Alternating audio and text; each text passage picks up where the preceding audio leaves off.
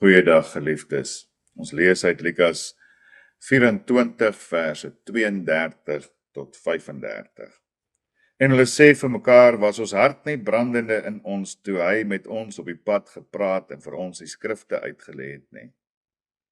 Toe staan hulle in dieselfde uur op en gaan na Jerusalem terug en vind die 11 en die wat saam met hulle bymekaar was, wat sê die Here het waarlik opgestaan en het aan Simon verskyn. Toe vertel hulle wat op die pad gebeur het en hoe hy aan hulle bekend geword het by die breking van die brood. Hierdie verhaal kom tot 'n einde, 'n gelukkige einde. Daar is by hierdie twee manne 'n groot verlange gewees. Dit het begin met ontnigtering, verwarring, veragting, hartseer.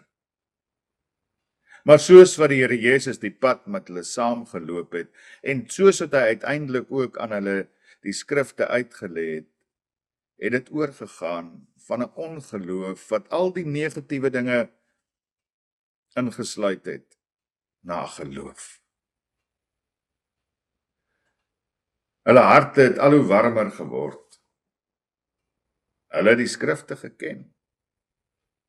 Hulle weet wat daar oor die Here Jesus geprofeteer is in die Ou Testament. Maar hulle ongeloof het hulle verhinder om dit in daardie oomblikke te kon raak sien, om die punte bymekaar te kon uitbring. En nou dat hulle oë geopen is, val alles vir hulle in plek. Verstaan hulle wat hier aan die gang is. En dit is ook juist dan dat die waarheid wat hulle nou opnuut weer ontdek het, hulle dring tot optrede. Nie ons sal vanaand maar eers gaan rus en kyk wat ons môre aan hierdie saak doen nie. Maar ons lees dat hulle in daardie selfde uur opgestaan het en weer die 12 kilometer te voet na Jerusalem in die nag aangepak het.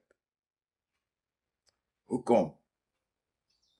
Want hulle het iets om te gaan vertel. Daar is 'n getuienis wat gelewer moet word. Die oorwinning van Jesus oor die graf en dood maak dat hulle nie kan stil bly nie. Hulle eie emosionele verwarring, hulle eie emosionele moegheid speel nie 'n rol en kan nie in die weg staan van die groter boodskap wat vertel moet word nie. En daarom pak hierdie twee die pad aan. En wanneer hulle in Jerusalem kom, kry hulle bevestiging van dit wat hulle persoonlik ervaar het. Want daar vertel die ander disippels aan hulle, Jesus lewe.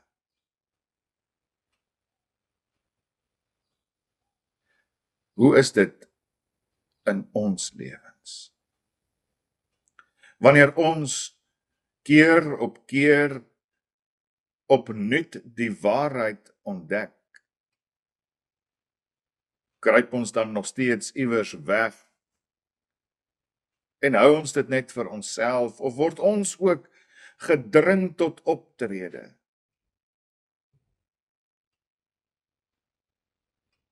Word ons ook daardeur gemotiveer om te gaan vertel en te getuig van hoe heerlik God is, hoe groot sy genade is, hoe wonderlik en volkome sy verlossing is. Mag die Here ook in elkeen van ons se harte werk, dat ons daadwerklike getuies sal wees. Kom ons bid saam. Here, dankie vir uitkoms. Dankie vir geloof. Dankie vir die krag van u Gees, wat ons ook opwek en oprig en rig tot optrede. Here, wees ons genadig, sodat ons nooit sal ophou om te getuig van u wonder nie. Van die oorwinning en die verlossing in ons dierbare Here Jesus nie. Ons bid dit alleen in sy naam. Amen.